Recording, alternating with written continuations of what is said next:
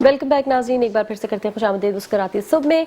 और जैसे कि हम ओपनिंग से बता रहे हैं और ब्रेक पर भी बताया था कि हमें आज ज़्यादातर डॉक्टर हजरात ही ज्वाइन करेंगे। आज हम सेहत पर ही बात कर रहे हैं क्योंकि बीमारियां इतनी हो गई हैं, इतनी कॉम्प्लिकेशंस हो गई हैं, बीमारियों में इतनी वेरिएंट्स आ चुके हैं कि समझ नहीं आ रहा कि आप किस तरफ हैं। किसी को फ्लू है तो वो समझ रहा है कि शायद वो किसी खतरनाक बीमारी की तरफ चला गया, और कोई खतरनाक बीमारी में है तो वो समझ रहा है कि नॉर्मल फ्लू है। समझ नहीं आ रहा, इतनी ज़्यादा आपको बीमारियां जो इस वक्त नजर आएंगी। इसी पर हम बात करेंगे। हमें ज्वाइन किया है डॉक्टर माजिद खान जो कि डायबिटीज़ एक्सपर्ट है। अस्सलाम वालेकुम, वेरी वार्म वेलकम। साथ हमारे मौजूद हैं डॉक्टर तारिक जो कि जनरल फिजिशियन है। अस्सलाम वालेकुम, वेरी वार्म वेलकम। अच्छा डॉक्टर माजिद, आपसे शुरू करते हैं। आपके आने से पहले हम एक्चुअली में बात डायबिटीज़ पर ही कर रहे थे, पहले वहीं से शुरू करते हैं, फिर हम और जो चल रहे हैं वायरस उन पर भी आ जाएंगे। डायबिटीज़ पे थोड़ी बहुत तो बात हमने ब्रेक से पहले जो डॉक्टर साहब हमारे पास बैठी थी, डॉक्टर निदा, वो भी डायबिटीज़ एक्सपर्ट थी, उनसे कर रहे थे। और मैंने उनसे सवाल ये किया था कि कैसे मैं पकड़ पाऊँ अगर मैं या कोई भी खुदा ना खास्ता डायबिटिक का पेशेंट है और उसको कोई सिम्टम नहीं आ रहे। तो उन्होंने कहा कि ये साइलेंट किलर है। सही है ये बात? जी बिल्कुल, नहीं पकड़ सकते जो है कभी कभी आप? साइलेंट किलर के तौर पे ही हम इसको लेते हैं। और अक्सर जो भी पेशेंट आप हमें मिलते हैं या जो जनरल हमारे पास पेशेंट्स आते हैं, उनको ऐसी कोई ख़ास निशानी नहीं होती। अच्छा। और जो अगर वो कोई फीलिंग्स उनकी होती हैं तो वो एक ऑर्डिनरी जो रोज़मर्रा की मसरूफियात की बुनियाद पे अगर कोई प्रॉब्लम आ रहा है, मिसाल आज आपने कोई एक्स्ट्रा काम कर लिया, आपकी थकावट बढ़ गई, अगर आपने रात में पानी पी लिया या कोल्ड ड्रिंक ले ली या चाय वगैरह पी ली और आप रात में 2-3 दफ़ा पेशाब के लिए उठ गए, या आपको ऑन एंड ऑफ ईचिंग का कोई इशू चल रहा है, या आप पानी की तलब बढ़ गए, आज मौसम गर्म है, अब आप ज़ाहिर है बार बार पानी का इस्तेमाल कर रहे हैं, तो ये एक ऑर्डिनरी निशानियाँ हैं जो कि आम मौसम के बिना पे, कामकाज के बिना पर भी हो सकती हैं और ये शुगर की वजह से भी हो सकती हैं। अच्छा। तो यहाँ ये सवाल आता है कि हम निशानियों का इंतज़ार ना करें। बेहतर यही होता है कि हम एक, अगर हमारी उम्र 35 से ज़्यादा है, हमारी फैमिली हिस्ट्री है और हमारा सेडेंट्री लाइफ स्टाइल है, कोई बहुत ज़्यादा हम फिज़िकली एक्टिव नहीं है, और तो हमें एहतियातन हर 6 महीने में एटलीस्ट एक दफ़ा अपनी शुगर चेक करा लेनी चाहिए। अच्छा, वो तो 18 प्लस भी कह रही थी कि अगर आप 18 प्लस भी हैं तो करा लें, क्योंकि अगर आपकी फैमिली हिस्ट्री में कोई है। हाँ, सही बात है। 18 प्लस वैसे तो हम ये कहेंगे कि अगर जो हमारी सेहत का क्राइटेरिया उस हिसाब से अगर हम देखें तो हमें हर साल एक दफ़ा अपनी तमाम टेस्ट कराने चाहिए। वो एज का फैक्टर नहीं है उसमें कोई नहीं। अगर आपकी फैमिली हिस्ट्री है, अगर फैमिली तो हिस्ट्री तो फिर थोड़ा यंग एज पे आप मेरे ख्याल तो कराना शुरू कर बहुत दें। ज़रूरी है कि अगर आपके यहाँ फैमिली है, फैमिली हिस्ट्री आ रही है और आपका लाइफ स्टाइल भी ऐसा नहीं है, तो फिर तो आप लाजमी तौर पे डे 1 से ही, जैसे ही आपकी चीज़ें शुरू होती हैं, तो आप अपने शुगर के टेस्ट कराते रहें। अच्छा डॉक्टर साहब, क्या ऐसा भी होता है कि कोई किसी का लाइफ स्टाइल बिल्कुल अच्छा है, फैमिली हिस्ट्री भी नहीं है, खाना पीना भी बड़ा सेफ है, वो भी फंस गया डायबिटीज़ में? ऐसा देखा है आपने? जी बिल्कुल, ज़रूर है ना। ये हार्ड एंड फास्ट नहीं है कि अगर फैमिली हिस्ट्री होगी तो ही शुगर होगी, ये लाजमी नहीं है।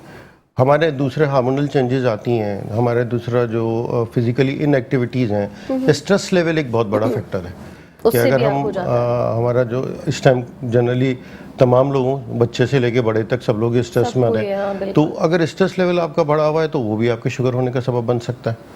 तो इसमें ये कोई हार्ड एंड फास्ट नहीं है कि अगर फैमिली हिस्ट्री है तो ही शुगर होगी, या अगर हमारा वजन ज़्यादा है, या हमारी एज ज़्यादा है, शुगर इंटेक है, या शुगर इंटेक ज़्यादा है तो ही हमें शुगर होगी, ऐसा नहीं है। इसके अलावा भी बहुत से ऐसे हिडन फैक्टर्स हैं कि जो शुगर होने का सबब बन सकते हैं। अच्छा। और उनमें जो स्ट्रेस आपने बता दिया, जैसे स्ट्रेस बहुत ज़्यादा है। ठीक है, अगर आपका कोई सब चीज़ें नॉर्मल चल रही हैं लेकिन आप हर वक्त टेंशन में रहते हैं, जॉब की वजह से, पढ़ाई की वजह से, तो ये भी आपका एक शुगर होने का मेन वजह है। एक इम्पॉर्टेंट चीज़ और है, मिसाल हमारे यहाँ बहुत कॉमन कॉन्सेप्ट चल गया है कि हम रात को 3-3 बजे तक, 4-4 बजे तक जागते रहते हैं, और हम सुबह लेट नाइट सोते हैं, या किसी की जॉब होती है तो जल्दी। तो अगर स्लीप डिसऑर्डर भी है, यानी कि अगर आप खुद से जाग रहे हैं या किसी और बिना पर आपकी नींद पूरी नहीं हो रही, तो वो भी एक शुगर के होने की वजह बन सकती है। ठीक है। अच्छा, किसी का अगर जॉब ही ऐसा है कि उनको नाइट ड्यूटी देनी है और दिन में सोना है, तो अगर वो दिन में अपने 8 घंटे 10 घंटे पूरे कर लेते हैं तो सेफ तो उसमें जा रहा है, या रात को ही नहीं? उसको ये इफेक्ट आ सकता है कि उसको किसी एडवांस स्टेज पर, एडवांस एज पर शुगर का पॉसिबिलिटीज हैं कि उसको हो जाए। अच्छा, ठीक। यानी कि रात की नींद की इतनी इम्पोर्टेंस है कि अगर आप वर्क पर भी हैं और आप समझ रहे हैं 8 घंटे आपने पूरा माहौल बना के सो गए, लेकिन दिन की नींद, रात की नींद का नैमुल बदल नहीं है।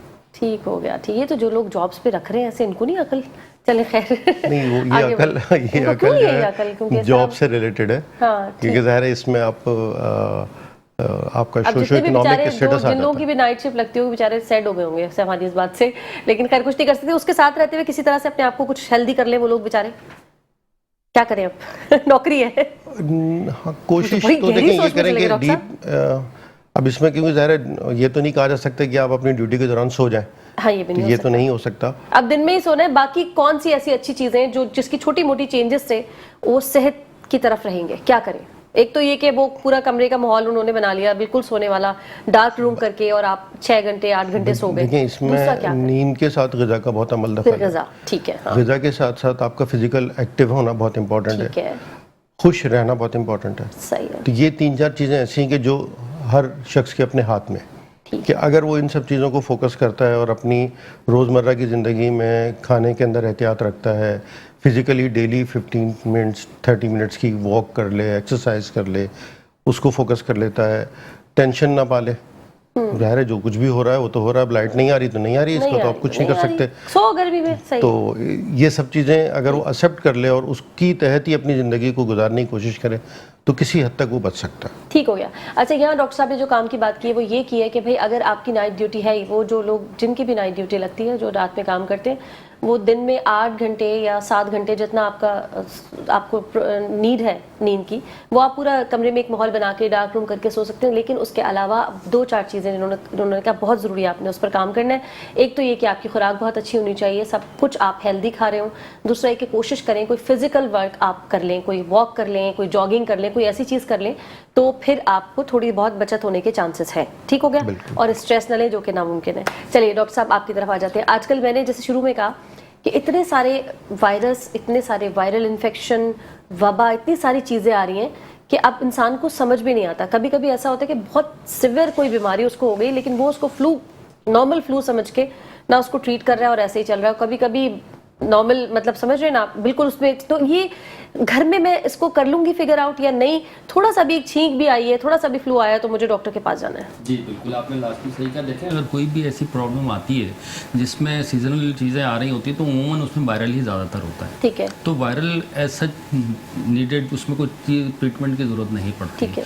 बट अगर आप देखें जैसे आजकल चल रहा है चिकनगुनिया, अब उसमें पेशेंट को नीड है कि to consult the doctor. But at a first time remedy वो पैराडोल तो यूज़ कर सकता है। फीवर आया तो हर बच्चे को पैरासिटामोल तो ले लो। पैरासिटामोल आप ले लें। ठीक है। Other than they don't need anything. अब बात ये होती है कि इतने ज़्यादा पेन हो रही है। चिकनगुनिया की बात कर लेते हैं, वो आजकल कॉमन है। चिकनगुनिया टेस्ट हो रहा है, इसका क्या हो रहा है? नहीं, टेस्ट भी हो रहे हैं बट देखें या डॉक्टर वैसे ही बता देते हैं कि बस ये चिकनगुनिया ही है? हाँ देखिए, test is not the solution. नहीं, मुझे पता तो चले कि मुझे है क्या। मैं तो ये चाहती हूँ कि सबको पता चले कि उनको क्या बीमारी है। देखिए पता तो चल सकता है। आप 4-4.5 रुपए का टेस्ट पेशेंट कांट अफोर्ड, बात सारी वहाँ आ जाती है कि आप पहले दिन फर्स्ट टाइम उसको बोलेंगे भाई आप जाकर टेस्ट करवा लें, वो नहीं करवाता, पेशेंट ही भाग जाता है। सिंपल बात है। तो ये इतना एक्सपेंसिव, थोड़ी सारी बातें, 4-4.5 हज़ार का चिकनगुनिया का टेस्ट जी क्यों है? बिल्कुल ऐसे ही हो रहा है। और हर वो जगह भी हो रहा है? चंद जगहों पे हो रहा है, हर जगह नहीं हो रहा। अच्छा, सिर्फ चंद लेबोरेटरीज कर रही हैं। मुझे तो नहीं लगता कि ये ज्यादातर लोग ये कराते होंगे और ज्यादातर लोग कह रहे हैं कि उनको चिकनगुनिया है। तो ये किस बुनियाद पे इतना स्टैम्प लग के उनका इलाज हो रहा है? डॉक्टर का अपना होता है कि सिम्टोमेटिकली, फिर जैसे सीजनल होता है कि आप हर दूसरे बंदे में हो सिम्टम्स रहा तो है। 2-4 बीमारियों में डॉक्टर साहब एक जैसे होते हैं। हाँ, उसमें यही बता रहे हैं। जैसे फर्ज करें आपके पास 5 पेशेंट आ रहे हैं, हाँ। 5 पेशेंट को तकरीबन मिलती जुलती कंप्लेंट्स है, तो एक का हमने चिकनगुनिया करवा लिया, उसका पॉजिटिव आया, तो डेफिनेटली 5 भी 4 जो रह गए हैं उनको भी पॉसिबिलिटीज है कि चिकनगुनिया हो। अब जरूरी नहीं कि हम चारों को भी टेस्ट करा के कंफर्म करेंगे इनको भी चिकनगुनिया टेस्ट में आ गया देन उसूलन तो होना चाहिए, पर हमारे मुल्क में हाँ। चूंकि बहुत महंगा है और लोग अफोर्ड नहीं कर इस सकते, तो वजह इस से। बुनियाद पर कहा जा रहा है कि ना करवाएं या डॉक्टर के मशवरे से चलें। लेकिन उसूल यही है कि आपने उसूल कोई भी जरूरी आपको है। बीमारी है तो उसको टेस्ट तो कराएं कि है जी, क्या। बिल्कुल टेस्ट करवाते हैं। चिकनगुनिया पॉजिटिव आ रहा है लेकिन मोस्टली उमूमन मिस हो जाता है, डायग्नोज नहीं हो पाता। लेकिन अब हम देखते हैं ओपीडी में सिम्टोमेटिकली दोनों पेशेंट रिलेटेड कर रहे हैं एक दूसरे से, तो वहाँ बाय एक्सपीरियंस हम उसको ट्रीट करते हैं as a chikungunya. Okay, because patient want relief. सबसे पहला हमारा क्या होता है? चलिए अब उसके सिम्टम्स पे आ जाए चिकनगुनिया के, हाँ, जिसको आपको लगता है कि स्टैम्प ये चिकनगुनिया ही हाँ, है, तो वो क्या क्या होगा?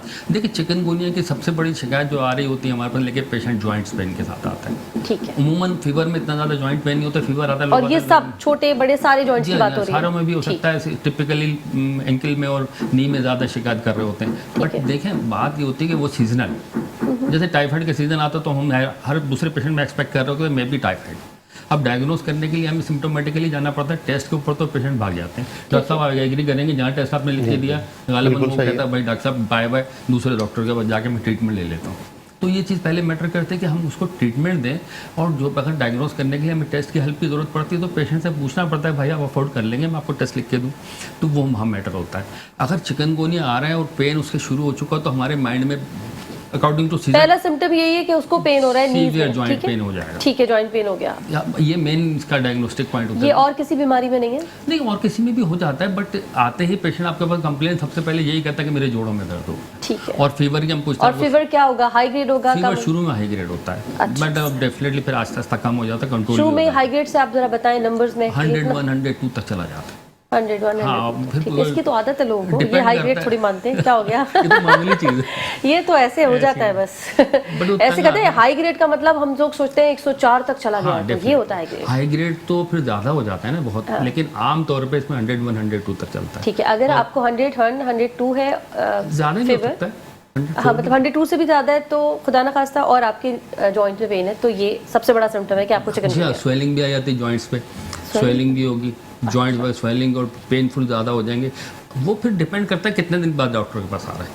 अच्छा, अगर वो फर्स्ट सेकंड डे हमारे पास आ जाता तो इतनी ज़्यादा सिम्टम्स नहीं हो रहे होते, लेकिन जब फर्स्ट डे 5-10 दिन हो जाते हैं तो फिर हम पहले डेफिनेटली डायग्नोस की तरफ जाते हैं कि आप टेस्ट करवाइए। सही है। ये चीज़ हो जाती है। टेस्ट के अंदर ये होता है कि चिकनगुनिया पॉजिटिव आता है और नहीं भी आ सकता।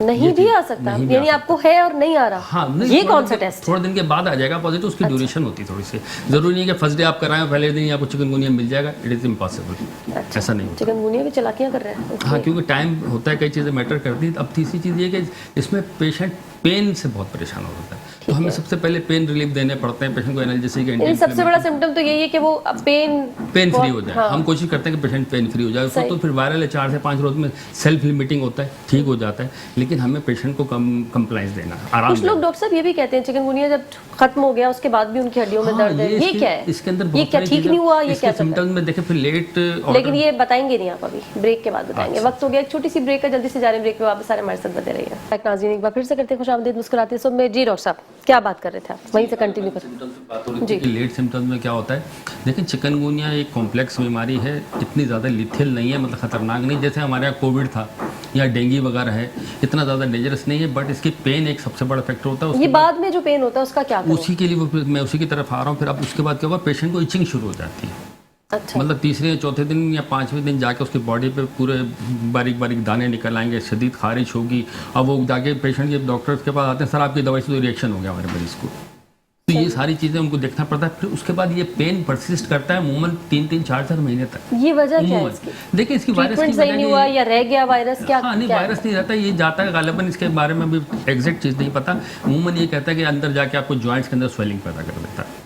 अब वो स्वेलिंग आहिस्ता आहिस्ता खत्म होती है वक्त के साथ साथ। ये 3-4 महीने में ठीक हो जाता है या खत्म हो जाता है? क्योंकि कुछ लोग ये भी कहते हैं कि रहता है, नहीं जरूरी नहीं रहता है। सर्दी आए तो फिर उस सर्दी में फिर शुरू हो जाता है। पेशेंट्स कंडीशन, अब पेशेंट की एज मैटर करती है, पेशेंट की अपनी इम्यूनिटी पे मैटर करता है कि अब कुछ को without any medicine chikungunya cover हो जाता है। अच्छा, तो वो पेशेंट की अपनी उसकी कंडीशन पे डिपेंड करता है कि वो किस किस्म का हेल्दी है, एजेड है, बच्चा है या फीमेल है, मेल है, ये चीज़ें डिपेंड करती है। अदरवाइज ये कि अमूमन 5 डेज या 6 डेज, मोस्टली 1 वीक में सेटल हो जाता है। ठीक हो गया। बड़ा महंगा टेस्ट हो रहा है चिकनगुनिया का, 4-4.5 हज़ार, मुझे तो पता ही नहीं थी ये बात, अल्लाह का शुक्र है अभी तक मुझे नहीं हुआ।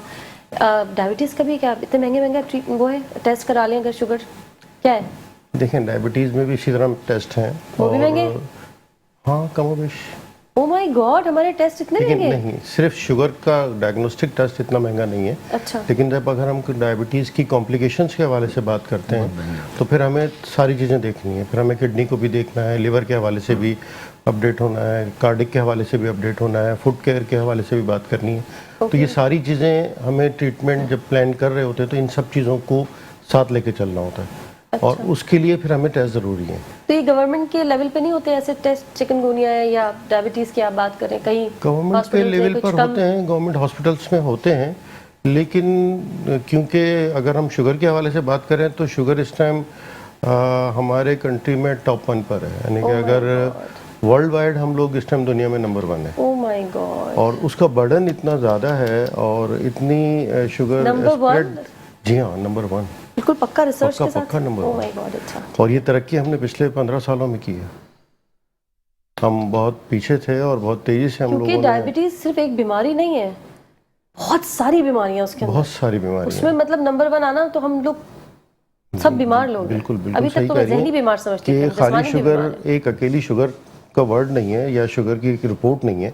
शुगर के साथ आपकी किडनी भी इन्वॉल्व होती है। वही तो कह रही हूँ कि वो और तो बंडल हर है पूरा। बंडल है वो, और वो बंडल ऐसा है कि अगर वो एक दफ़ा कोई भी एक चीज़ ओपन हो जाए तो फिर वो एक चेन बन जाती है, जी बिल्कुल, जो एक के बाद एक, एक के बाद एक, एक के बाद एक कनेक्टिविटी इन्वॉल्व होगी होती आपस चली में, जाती बिल्कुल है। ऐसा ही है। और उन सबको डायग्नोज करना, उन सबको अपडेटेड रखना और उन सब चीज़ों को एक साथ लेके चलना बहुत इंपॉर्टेंट है। ये नहीं हो सकता कि हम सिर्फ शुगर की रिपोर्ट को प्लस माइनस करें और बाकी चीज़ों की तरफ से इग्नोर हो रहे हैं, ऐसा नहीं है।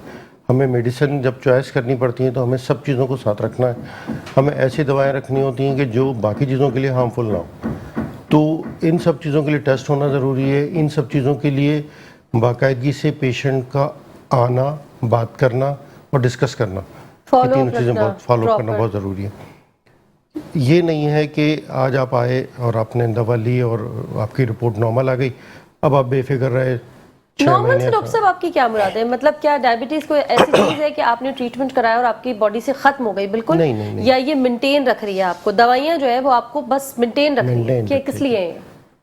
यहाँ दो कॉन्सेप्ट है। हमारे यहाँ का कॉन्सेप्ट ये है कि शुगर आई, दवा ली और वो ख़त्म हो गई, जबकि ऐसा नहीं है। शुगर आई और रह गई, ये जाती नहीं है। नहीं जाती ना। फिर भी सोशल मीडिया पे आप देखते हैं कितने एड्स आते हैं इस तरह के कि जड़ से खत्म हो गई। वो बिल्कुल। जड़ से बंदा ख़त्म हो जाता है तो शुगर भी जड़ से ख़त्म। हाँ, ये जबरदस्त बात की आपने। बंदा ही नहीं रहता तो बंदा ही नहीं रहेगा तो फिर कहाँ वो से बीमारी कहाँ रहेगी? ये अच्छा, रहेगी? ये बड़ा अच्छा इलाज तो है। ये दो बीमारियां जो है ना हमारे जो कौन है, एक शुगर और एक ब्लड प्रेशर, इसके बारे में हमारे यहाँ बहुत बड़ा कॉन्सेप्ट है कि ये बस अभी है, चंद दिन दवा ली या परहेज की और उसके बाद ये ख़त्म हो गई। अब हम बिल्कुल बेफिक्र है, अब हमें हर चीज़ की आज़ादी है। ये खत्म क्यों समझते हैं लोग? रिपोर्ट्स में क्या आ जाता है ऐसा जो कह रहे हैं ना आपके ठीक आती है तो वो कहते हैं खत्म हो गई? क्या होता है? अगर एक बिल्कुल मिसाल सही के आ तौर पे जाता है एक हेल्दी पेशेंट इंसान। आता है, उसकी शुगर आ गई 250 और ज़ाहिर है मेडिसिन ली, कुछ डाइट कंट्रोल किया, उसकी शुगर नॉर्मल होकर आ गई 140। ठीक है। अब अगर वो डॉक्टर के पास नहीं आ रहा और वो अपनी रिपोर्ट पे ही नॉर्मल फाइंडिंग्स देख रहा है और वहाँ उसने देखा कि 140 आ गई, तो वो बेफिक्र हो जाता है कि अब तो नॉर्मल आ गई, अब तो शुगर खत्म हो गई, अब तो मैं बिल्कुल सही हूँ। या 120 आ गई तो वो नॉर्मल अपने आप को कंसिडर कर रहे हैं। बेहतर और अच्छा समझने के तौर पे उसको दवाओं को छोड़ देता है। तो वो दवा छोड़ देने से वो दोबारा उसी पैटर्न, उसी लेवल पर आ जाता है जहाँ से वो शुरू हुआ था। दवा ही तो उसके उस बढ़े हुए लेवल को कंट्रोल करके नॉर्मल लेवल पर लाती है। यानी मतलब डॉक्टर्स का भी काम है और लोगों को भी समझना चाहिए कि बीमारी आपकी ये खत्म होती ही नहीं है। एक दफा बॉडी में आ गई, अब ये यहीं रहेगी। अब इसको सिर्फ मेंटेन करने के लिए दवा मिलती है। इसमें एक चीज उसकी कॉम्प्लिकेशंस ना थोड़ा सा मैं अगर इसको अगर टाइम है तो मैं बिल्कुल बता टाइम दूं। देखें, यहाँ इम्पोर्टेंट मरीज के लिए समझना ज़रूरी है कि शुगर है क्या। ये जब वो समझ जाएगा कि शुगर है क्या, उसके पीछे बैकग्राउंड पे क्या कहानी है, तो फिर उसको उस बीमारी को समझना और उस बीमारी को समझ के उसके हवाले से आगे जितने भी स्टेप्स आते हैं उनको फॉलो करना आसान हो जाएगा। शुगर सिर्फ शुगर की रिपोर्ट नहीं है। अगर हमने पढ़ा हो, यकीनन हमने एक लफ्ज़ सुना होगा लबलबा या पेनक्रियास। पेनक्रियास से एक हार्मोन सीक्रेट होता है जिसका नाम होता है इंसुलिन। ठीक है। और वो इंसुलिन शुगर को कंट्रोल में रखने की मेन चीज़ है। अगर किसी भी बिना पर उम्र के किसी भी हिस्से में उस इंसुलिन का फंक्शन डिस्टर्ब हो जाए, ना बने, ज़्यादा बने, कम बने, एबनॉर्मल बने, तो उसका वो फंक्शन डिस्टर्ब होगा और उसकी वजह से वो शुगर जो हमारे जिस्म में बाहर से ग़िज़ा के तौर पे आ रही है और वो शुगर जो हमारा जिस्म बना रहा है, उन दोनों के फाल जो एक्टिव चीज़ें हैं उस पर असर होना शुरू हो जाएगा। ठीक है। यानी कि अगर इंसुलिन किसी बिना पर अपना काम सही नहीं कर रही या सही नहीं बन रही, तो वो तमाम मिठास जो हमारे जिस्म में आ रही है या बन रही है वो उसी शेप में जिस्म में चलेगी। ठीक। इंसुलिन उस मिठास के ऊपर अफेक्ट करती है, उसको एनर्जी में कन्वर्ट करती है, वो हमारे लिए ताकत का सरचश्मा बन जाता है और हम अपने आप को बेहतर महसूस करते हैं। यानी कि अगर इसको हम सिंपल वे में देखें कि अगर हम अभी कोई भी मीठी चीज़ खा लें तो एकदम एक्टिव हो जाएंगे। तो वो एक्टिव क्यों होते हैं कि हमारी इंसुलिन सही काम कर रही है उसने उस मिठास को जो जलेबी की सूरत में हमारे जिस्म में गई, उसको कन्वर्ट कर दिया पावर में या एनर्जी में, ठीक और है। वो फौरन हमारे सेल्स में गई और हम एकदम एक्टिव हो गए। सही है। लेकिन अगर हमारी इंसुलिन सही काम नहीं कर रही होगी तो वही मिठास हमारे जिस्म में उसी कंडीशन में फ्लो करेगी और हमारे जितने भी ऑर्गन्स हैं, जिस जगह से वो गुजरेगी उस जगह को नुकसान पहुंचाती हुई गुजरेगी। ओके। तो यहाँ ये इंपॉर्टेंट चीज़ समझना है कि इंसुलिन की खराबी हमेशा की है, वो सही नहीं हो सकती। वो कोई कुदरती मुआवजा हो जाए कि किसी का अगर वो सब कुछ सेटल हो जाए तो कभी एक अलग, सुना है डॉक्टर साहब आपने कोई ऐसा पेशेंट जिसने आके ये दावा किया हो कि खत्म ऐसा हो? कोई भी नहीं आज तक। फिर ये क्या है सोशल मीडिया पे क्यों चलता है, किसकी वजह से, कौन है ये? उनको भी तो चैनल चलाना है ना। सही है, ठीक तो है। ये सारा डॉक्टर साहब, ये सब- डेंगू और मलेरिया भी बड़े एक्टिव हुए हैं। जी हाँ, इस सीज़न में तो मॉस्किटो सीज़न होता है, आपको पता है इसमें फीवर ज़्यादा तीनों चीज़ों से आ सकता है, मलेरिया, डेंगू, चिकनगुनिया, टाइफाइड। लेकिन अभी फिलहाल जो वायरस ज़्यादा गर्दिश कर रहा है वो चिकनगुनिया का ज़्यादा है। सही, मलेरिया तो मैंने है, सुना ऐसा था अभी कल परसों किसी ने बताया था टाइफाइड भी एक्टिव है, क्या टाइफाइड है? भी है, लेकिन ये तो जाहिर सी बात है हमारे सैनिटेशन के प्रॉब्लम्स हैं, तो टाइफाइड तो एवरी सीजन में अब आ जाता है, वो इशू नहीं है कि नहीं आएगा। अच्छा। हाँ, मतलब सीजनल में अब इस वक्त चिकनगुनिया ज़्यादा सीजनल है, क्योंकि हम लोग सुबह से शाम तक यही फेस कर रहे हैं। मोस्टली पेशेंट इसी चीज़ के आ रहे हैं, बीच में टाइफाइड भी है, बच नहीं मलेरिया सकते भी है। चिकनगुनिया से किसी तरह? सॉरी, बचने के मच्छर से बचेंगे, सिंपली बात है। सही। मॉस्किटो से देखें रिप्लिकेशन होती है, मॉस्किटो एक चिकनगुनिया के पेशेंट को काटता है, फिर 10 को दूसरों को काटता है, फिर उनके बाद 10 आगे चले जाते हैं, तो वो एक मतलब यूँ समझ लें स्प्रेड हो जाता है, बहुत ज़्यादा। अब वो होता यही है कि आप मच्छर से बचेंगे, डेफिनेटली मलेरिया से बच जाएंगे, और डेंगू से भी बच जाएंगे, और चिकनगुनिया से भी बच जाएंगे। बात ये है कि बारिशें हुई हैं, बारिशों के बाद आपको पता है सीवरेज का क्या हाल है, जगह जी, जगह बिल्कुल। गटर उबले हुए हैं। बल्कि बारिश हुई भी नहीं है। हाँ, तो मैं अभी तो तक उसको वो होना भी नहीं सूरत मानती, हाल है, इतनी सी गटर बारिश। बंद ही नहीं हो रहे हैं, पानी बाहर आ रहा है, और उसमें आप खुद ही अंदाज़ा लगा लेंगे एंटेरिक भी वहीं से शुरू होता है। सही। अच्छा, प्लेटलेट्स का चक्कर जो है वो सिर्फ हाँ। डेंगू में, वो इसमें नहीं, चिकनगुनिया में? प्लेटलेट डाउन होने का चक्कर देखें, जहाँ वायरल इन्फेक्शन आएगा प्लेटलेट डाउन होता है। अच्छा, जहाँ वायरल वायरल इन्फेक्शन, इन्फेक्शन तो के हमने साथ- तो उसको सिर्फ डेंगू से एसोसिएट किया। हाँ, डेंगू में तो बहुत प्रोमिनेंट तेजी से होता है, और हमें पता चल गया, बात सारी ये है। बाकी वायरल डिजीजेज में भी ऐसा होता है, देखें करा लेना चाहिए फिर टेस्ट? सीपीसी तो हम करवाते हैं जरूरी। वायरल बाकी जो वायरल हो तो उसमें हम कराना। सीपीसी करवा लेते हैं, उसकी वजह है कि टू बी सेफ साइड हम ये करवा के देखेंगे पेशेंट के प्लेटलेट कितने हैं।